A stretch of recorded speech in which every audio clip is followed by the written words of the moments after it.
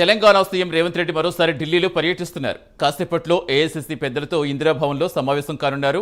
కాసేపటి క్రితమే TPCC chief Mahesh Kumar గౌడ్తో పాటుగా డిప్యూటీ సీఎం భట్టి విక్రమార్క, మంత్రి ఉత్తమ్ కుమార్ రెడ్డి ఢిల్లీ చేరుకున్నారు. రాష్ట్రంలో మంత్రివర్గ విస్తరణ, పీసీసీ కార్యవర్గ కూర్పు అంశాలపై ఈ సమావేశంలో చర్చించే అవకాశం ఉంది. ఉగాదిలోపు కేబినెట్ విస్తరణ జరిగే ఛాన్స్ ఉన్నట్టుగా తెలుస్తోంది.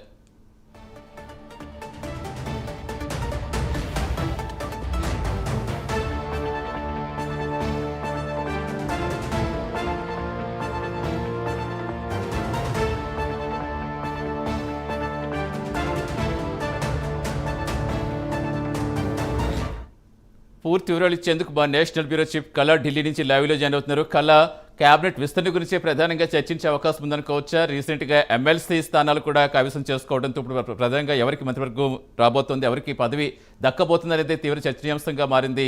ఎన్ని గంటలకు సమావేశం కాబోతున్నారు?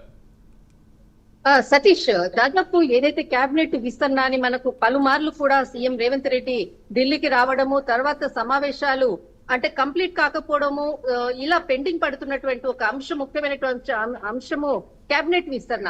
దాదాపు మనకు కొత్త సంవత్సరము ఉగాది పండుగ అనుకోవచ్చు, నూతన సంవత్సరంలో కేబినెట్ విస్తరణ చేయాలన్న ఉద్దేశంతో ఈసారి మాత్రం ఈ సీఎం రేవంత్ రెడ్డి టూర్ మాత్రం చాలా కీలకమని చెప్పవచ్చు. ముఖ్యంగా కొద్దిసేపటి క్రితమే ఢిల్లీకి చేరుకోవడం జరిగింది. ఇటు మనకు ఇక్కడ మన పిసిసి అధ్యక్షుడు మహేష్ కుమార్ గౌడ్, తర్వాత ఇక్కడ సీఎం రేవంత్ రెడ్డి, తర్వాత మీనాక్షి నటరాజన్, తర్వాత ఎంపీలు, పార్లమెంట్ సమావేశాలు జరుగుతున్న ఎంపీలందరూ కూడా ఇక్కడే ఉండడం కూడా ఈ భేటీ చాలా కీలకం కానున్నది. అయితే ఇక్కడ మనకు ఉప ముఖ్యమంత్రి భట్టి విక్రమార్క కూడా, తర్వాత పిసిసి అధ్యక్షుడు ముందుగానే చేరుకున్నారు ఇక్కడికి. తర్వాత ఇప్పుడే కొద్దిసేపటి క్రితమే సీఎం రేవంత్ రెడ్డి ఢిల్లీకి చేరుకోవడం జరిగింది. మరి కొద్దిసేపట్లో ఇక్కడ ఏఐసీసీ పెద్దలతో భేటీ కానున్నట్లు కూడా మనకు అందుతున్నటువంటి వార్తలు. రేపు కూడా ఢిల్లీలోనే ఇక్కడే ఉండి, అంటే ఏదైతే కేబినెట్ విస్తరణపై గత కొన్ని రోజుల నుంచి ఉన్నటువంటి ఏదైతే అందరూ కూడా ఆశావాహులు అనుకోవచ్చు, తర్వాత తెలంగాణ కేబినెట్ ఎప్పుడెప్పుడు అని ఎదురు చూస్తున్నటువంటి అందరికీ కూడా రేపు అంటే ఒక కీలక భేటీ జరుగుతుంది. దీనిపై ఒక జవాబు వచ్చేటటువంటి సూచన మాత్రం ఇప్పుడు మనకు కనపడుతుంది. రేపు కూడా సీఎం రేవంత్ రెడ్డి ఢిల్లీలో ఉండనున్నట్లు కూడా మనకు సమాచారం అందుతుంది.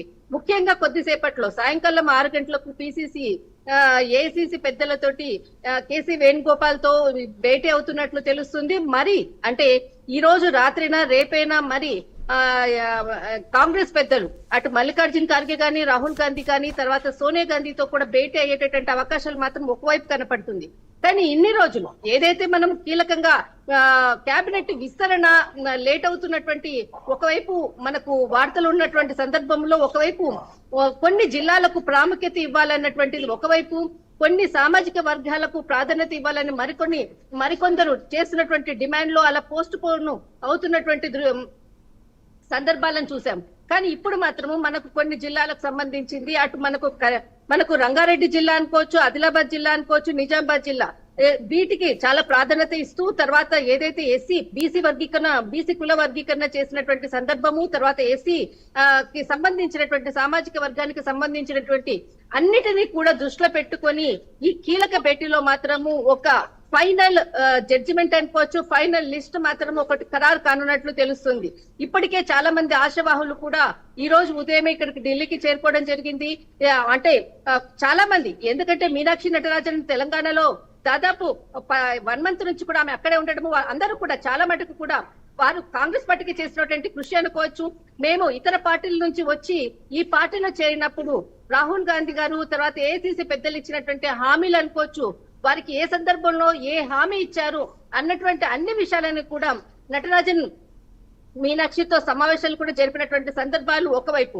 కానీ ఇప్పుడు ఏదైతే కీలక భేటీ జరుగుతుందో ఈ కీలక భేటీలో మాత్రము మనకు బాగా వినిపిస్తున్నటువంటి పేర్లు మాత్రము రంగారెడ్డి నుంచి మాత్రము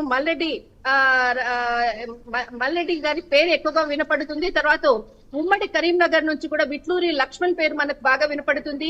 మున్నూరు కాపు సామాజిక వర్గం నుంచి ఆది శ్రీనివాస్ పేరు వినపడుతుంది. అయితే ఇక్కడ మనకు ఎమ్మెల్సీగా ఉన్నటువంటి ఏదైతే ముస్లిం సామాజిక వర్గానికి సంబంధించినటువంటి వారి పేరు ఒకరిని ప్రకటిస్తారు అన్నటువంటి సమాచారం మాత్రం అందుతోంది. అయితే ఇక్కడ మనకు నిజామాబాద్ నుంచి మాత్రము సుదర్శన్ రెడ్డి పేరు ఎప్పటి నుంచో కూడా వినపడుతుంది. చాలా మంది కూడా ఆయనని కేబినెట్ లోకి తీసుకోవాలని కూడా చాలా మంది వినతి పత్రాలు ఇచ్చినటువంటి సందర్భం కూడా.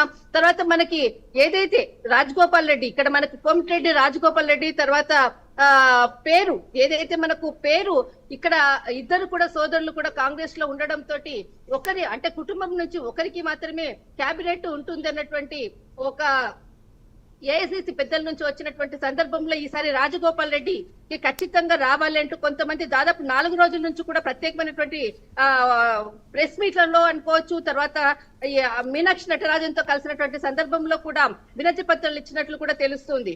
అయితే ఇక్కడ మనకు గడ్డం వివేక్ గారు ఏదైతే ఇతర పార్టీ నుంచి వచ్చినప్పుడు రాహుల్ గాంధీ ఇచ్చినటువంటి హామీ ఏదైతే హామీ మేరకు ఖచ్చితంగా తమకు కేబినెట్ వస్తుందన్నటువంటి ఆశావాహంతో ఇక్కడ గడ్డం వివేక్ గారు కూడా ఉన్నారు.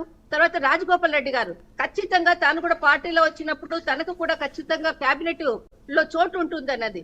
ముఖ్యంగా ఎమ్మెల్సీగా మనకు విజయశాంతి గారు ఆమె అంటే ఇక్కడ ఎమ్మెల్సీగా విజయశాంతి గారు వచ్చారు. ఆమెకు కూడా ఒక ఉమెన్ గా కంపల్సరీ తనకు కూడా ఇక్కడ కేబినెట్ విస్తరణలో చోటు దక్కుతుంది అన్నటువంటిది ఆమె కూడా ఆశాజనకంగా ఉన్నట్లు కూడా సమాచారం ఉంది.